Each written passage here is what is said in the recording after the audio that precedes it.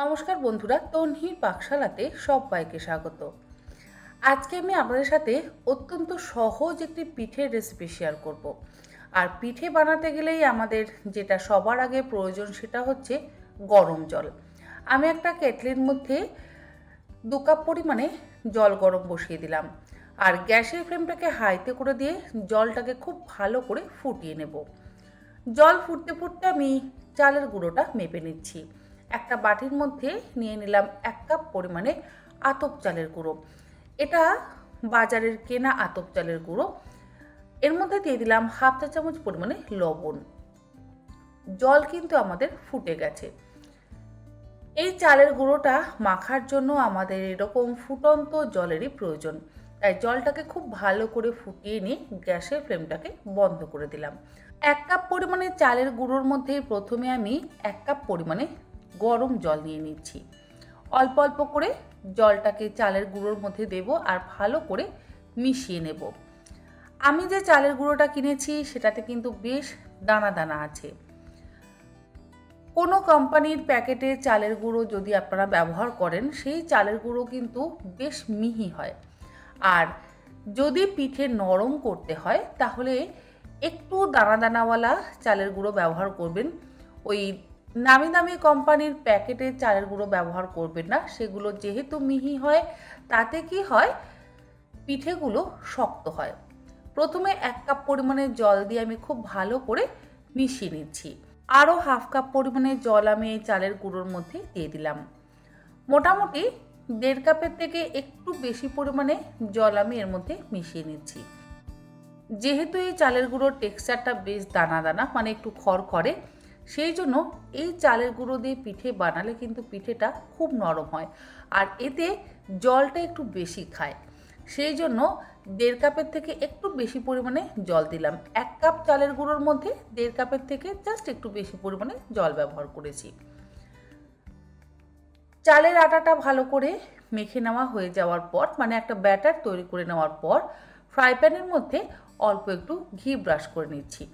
তেল ব্যবহার করবেন না। তেল ব্যবহার করলে একটা তেলের আলাদা গন্ধ হয়। সেই জন্য আমি সবসময় ঘি দিয়ে পিঠে তৈরি করি। ঘিটা ভালো করে ফ্রাই প্যানের উপরে ব্রাশ করে নেওয়ার পর এবারে একটা ছোট চামচের সাহায্যে ফ্রাই প্যানের উপরে বাতাসার শেপের মতন শেপ দিয়ে নিচ্ছি।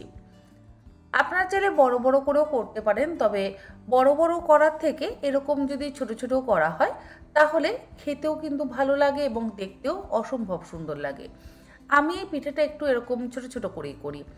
এটা আমার ছোট ছোট করে করতে বেশি ভালো লাগে, কারণ পরে যখন আমরা এটাকে দুধের মধ্যে দিয়ে ফোটাবো দেখবেন খুব সুন্দর দেখতে লাগে। ফ্রাই প্যানের মধ্যে বেশ অনেক কটা আমি ছোট ছোট বুন্দির মতন দিয়ে দিলাম। তারপরে ঢাকা দিয়ে গ্যাসের ফ্লেমটাকে লোতে করে দিয়ে এগুলোকে একটা পিঠ ভালো করে সেঁকে নেব। 2 পিঠ সেঁকবার প্রয়োজন নেই, 1 পিঠ সেঁকে নিলে যথেষ্ট। ওপরটা বেশ একটু শুকনো শুকনো হয়ে আসবে। আমাদের পিঠেগুলো কিন্তু সুন্দরভাবে কুক হয়ে গেছে।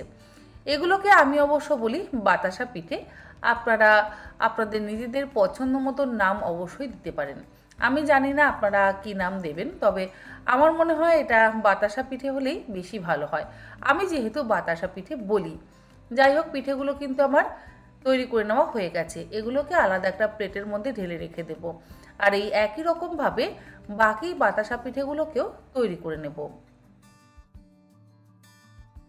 আর বাকি পিঠেগুলো তৈরি করতে করতে আমি কড়াইতে দুধটা জাল দিয়ে নেব। তবে দুধ যাতে নিচে লেগে না যায় সেই জন্য অল্প একটু জল প্রথমে দিয়ে দিলাম। তারপরে এর মধ্যে আমি 1 লিটার দুধ দিয়ে দিলাম। দুধটাকে মিনিট 10 সময় ধরে খুব ভালো করে লো ফ্লেমে ফুটিয়ে নেব। দুধটা জাল দিয়ে একটু ঘন হয়ে যাওয়ার পর এর মধ্যে আমি দিয়ে দিচ্ছি পাটালি গুড়। পাটালি গুড় বা খেজুর গুড় ছাড়া তো পিঠে পুরোপুরি অসম্পূর্ণ। আর গুড়টা দিয়ে আমি দুধটাকে আরও জাল করে নেব 3-4 মিনিট সময়ের জন্য। অনেকে বলেন গুড় দুধে দিলে দুধ কেটে যায়। আমি কখনো এই সমস্যার সম্মুখীন হইনি, তবে আপনারা চাইলে একটু গরম জলের মধ্যে বা অল্প একটু গরম দুধের মধ্যে আগে আলাদা করে একটু গুড় ফেলে দেখে নিতে পারেন, তারপরে সম্পূর্ণ দুধের মধ্যে কিন্তু মেশাতে পারেন। হতেই পারে অনেক সময় গুড়ের কোয়ালিটি খারাপ হতে পারে, আর গুড়ের কোয়ালিটি যদি খারাপ হয় তাহলে দুধ কেটে যাওয়ার সম্ভাবনা থাকতে পারে। যাই হোক, গুড়টা দিয়ে আমি দুধটাকে খুব ভালো করে জাল করে নিচ্ছি। আর অপরদিকে আমার সমস্ত বাতাসা পিঠে কিন্তু তৈরি হয়ে গেছে। আর দেখুন, এরকম ছোট ছোট পিঠে তৈরি হয়েছে, ভারী সুন্দর দেখতে লাগছে। সমস্ত বাতাসা পিঠে আমি এবার এই জাল দিয়ে নেওয়া দুধের মধ্যে দিয়ে দিলাম। তারপরে গ্যাসের ফ্লেমটাকে হাইতে করে দিয়ে মিনিট 3-4 সময় ধরে ভালো করে ফুটিয়ে নেব।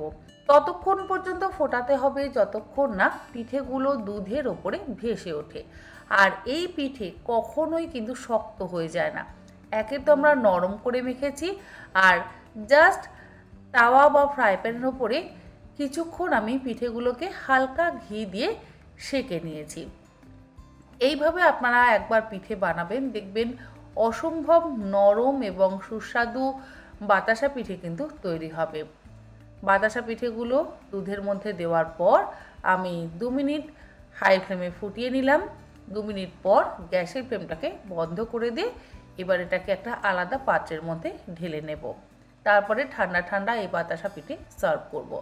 আশা করি আমার আজকের এই চটজলদি পিঠের রেসিপি আপনাদের ভালো লাগলো, এবং এমন পিঠের রেসিপি আপনারা হয়তো আগে কখনো বানাননি বা দেখেননি। রেসিপিটা অবশ্যই বাড়িতে এবার ট্রাই করুন। আমার মনে হয় আপনাদের সকলেরই ভালো লাগবে, আর খেতে তো অসম্ভব ভালো লাগবে, যেহেতু এটা ভীষণই নরম, মুখে দিলেই কিন্তু মিলিয়ে যাবে।